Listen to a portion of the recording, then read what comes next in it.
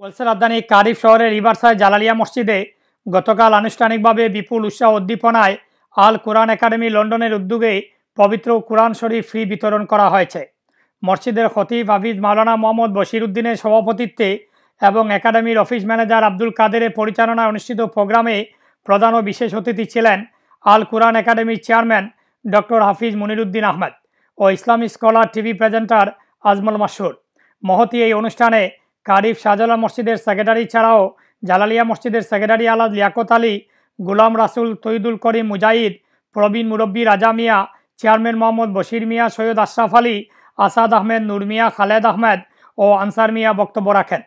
প্রধান অতিথি সহ সকল বক্তারা এই আয়োজনের জন্য কার্ডিফবাসীকে ধন্যবাদ জানিয়ে ফ্রি কোরআন শরীফ বিতরণের এই মহতী প্রকল্পে সবার সহযোগিতা কামনা করেন। অনুষ্ঠানে সুধীবৃন্দের পক্ষ থেকে বাংলাদেশের স্ব এলাকায় ফ্রি বিতরণের জন্য 15,000 কপির অর্থ প্রদানের প্রতিশ্রুতি ব্যক্ত করা হয়। কার্ডিফ থেকে মকিজ মনসুর, বাংলা টিভি নিউজ।